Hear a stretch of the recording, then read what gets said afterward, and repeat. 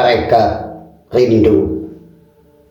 Bisakah rindu itu hadir di dalam hati tanpa ada cinta? Mustahil, itu mustahil.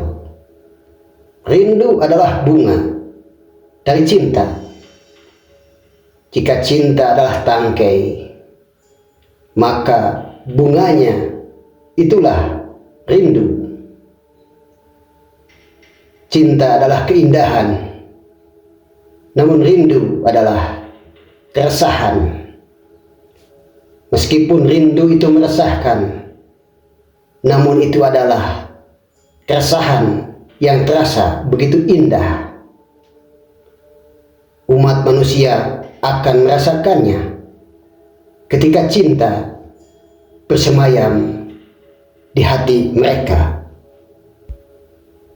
Seorang pecinta selalu ingin bersama yang dicinta. Ia tidak ingin ada jarak antara dirinya dengannya. Baginya, jarak adalah keterpisahan yang melahirkan rindu, dan itu membuat hatinya galau. Namun bagi pecinta sejati, puncak cinta adalah rindu.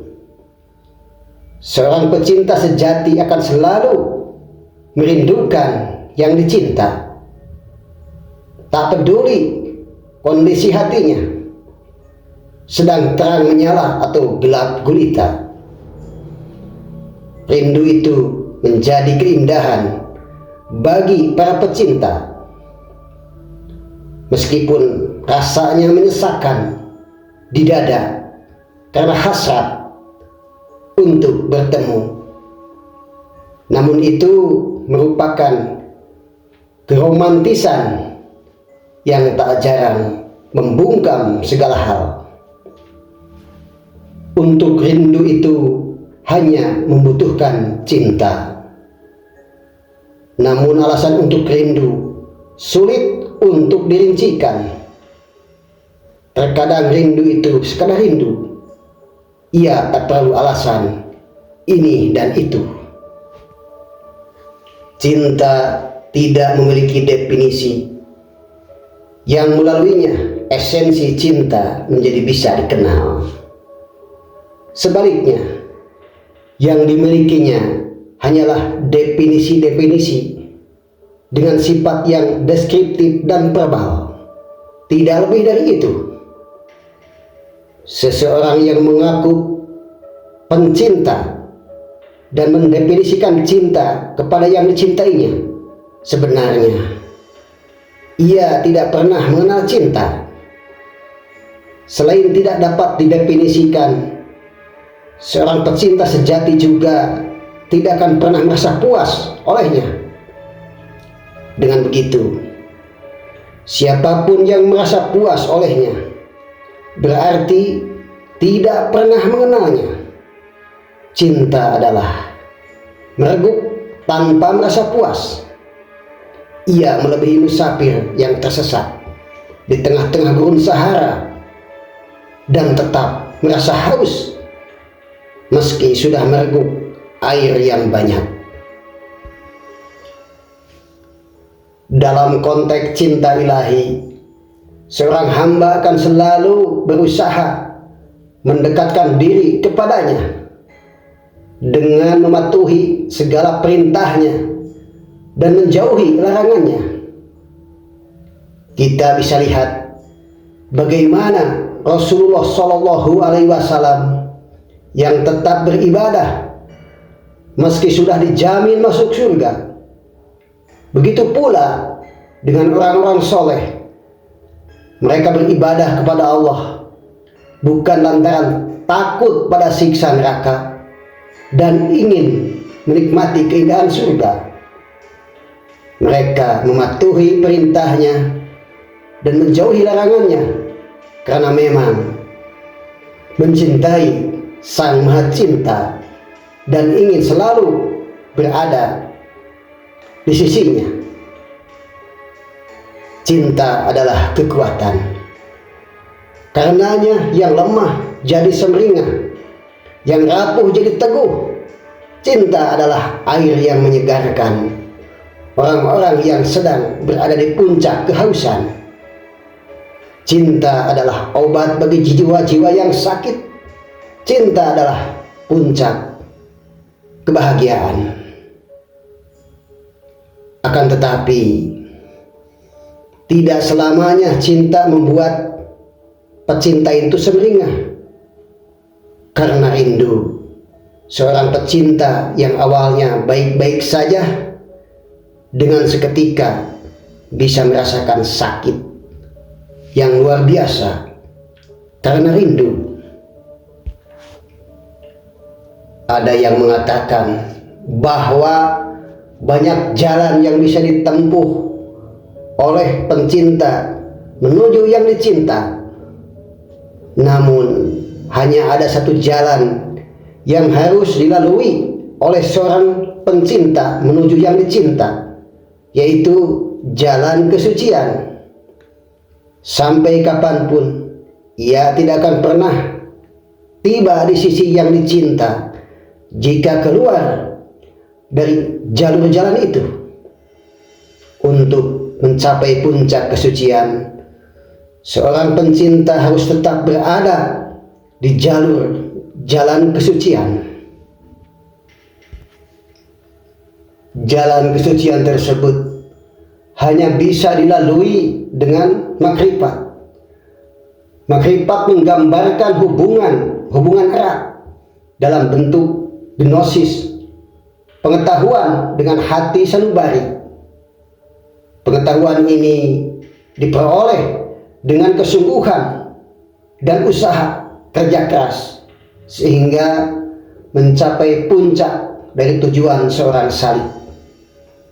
Hal ini dicapai dengan sinar Allah, hidayahnya, kudrahnya, dan irodahnya. Mencintai adalah menderita.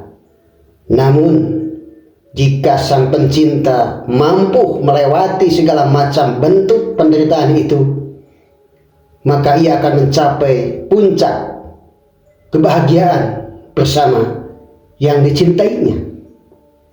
Begitu juga dengan seorang hamba yang ingin meraih kebahagiaan di kehidupan kedua nanti. Terlebih dahulu ia harus melewati kerikil-kerikil, bahkan duri selama hidup di dunia yang fana ini. Namun bagi pecinta sejati, segala musibah yang menimpa dirinya bukan penderitaan, melainkan ujian yang harus dilaluinya untuk meraih kebahagiaan abadi di akhirat kelak. Artinya, seorang hamba yang benar-benar tulus mencintainya tidak akan menganggap itu sebagai penderitaan.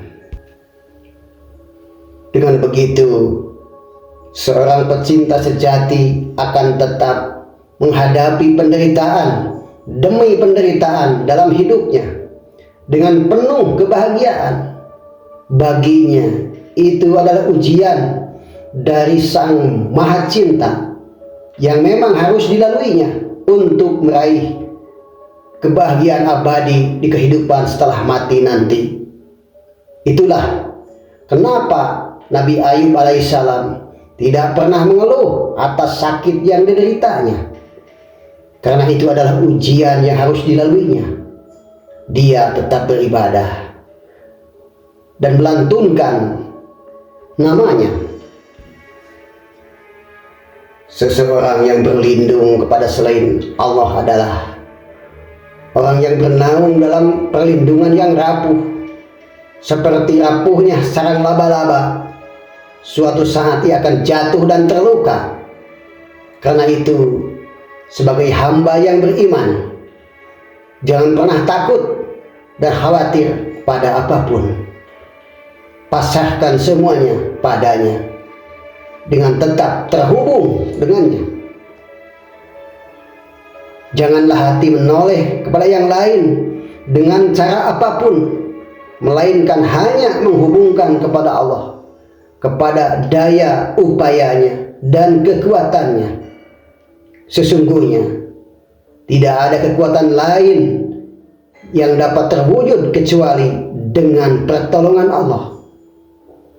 Jika seseorang tidak merasakan keterkaitan hatinya kepada Allah, sehingga ia tidak dapat menemukan dirinya sendiri sebagai seorang hamba, maka pertanda masih lemahnya hati dan keyakinan.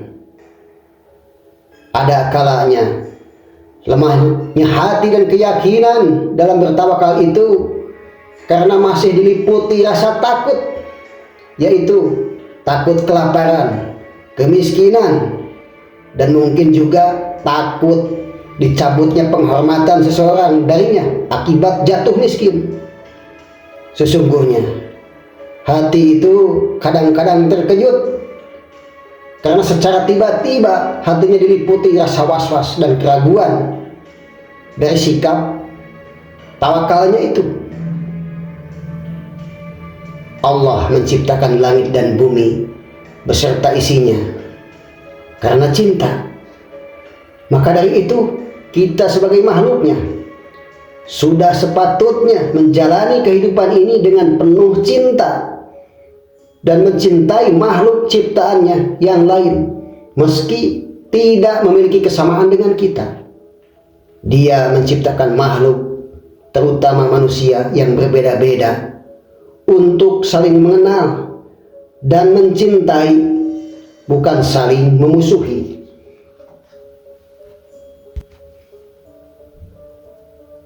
Allah menciptakan manusia dengan latar belakang yang berbeda-beda untuk saling mengenal, saling mencintai, dan saling menolong.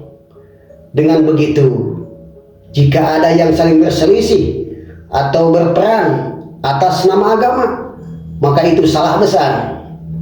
Agama tidak mengajarkan kebrutalan. Sebaliknya, agama selalu menjunjung tinggi perdamaian. Sebagaimana misi kenabian adalah rahmat untuk seluruh alam, misi kerahmatan ini tanpa batas, lintas agama, lintas budaya, lintas wilayah. Semua manusia itu sama. Tidak boleh ada yang superior dan interior. Pluralitas menjadi sunatullah yang akan mendorong kerjasama, sinergi, dan kolaborasi, bukan konflik, agitasi, dan intrik. Dengan begitu, tidak ada alasan bagi siapapun menjadikan agama sebagai alasan meletusnya konflik dan kekerasan. Tak ada satupun agama yang mengajarkan kebrutalan. Justru sebaliknya, ia menjunjung tinggi cinta kasih dan perdamaian. Banyak orang yang mengaku beragama namun menciptakan kegaduhan dan kekacauan mengatasnamakan agama. Hal itu tentu saja klise dengan semangat dan visi misi agama itu sendiri yang menjunjung tinggi perdamaian. Tak satu pun agama di dunia ini yang mengajarkan kekerasan, termasuk Islam. Bahkan dalam Al-Quran disebutkan bahwa kaum muslimin dilarang berbantahan dengan penganut kitab suci lain, melainkan dengan cara sebaik-baiknya, menjaga kesopanan dan tenggang rasa, kecuali kepada mereka yang bertindak zalim. Nabi Muhammad SAW adalah teladan sempurna dalam menghargai perbedaan dan bersikap toleran terhadap mereka yang tidak beragama Islam. Dalam catatan Sirah Nabawiyah, beliau menyambut dengan hangat kunjungan 60 tokoh Nasrani Najran. Ketika rombongan tersebut sampai di Madinah, mereka langsung masuk masjid. Saat itu Nabi Muhammad SAW sedang melaksanakan sholat asar berjamaah. Mereka datang dengan memakai jubah dan serban. ketika waktu kebaktian tiba, mereka tidak perlu mencari gereja, namun Nabi Muhammad SAW memperkenankan mereka menjalankan kebaktian di dalam masjid.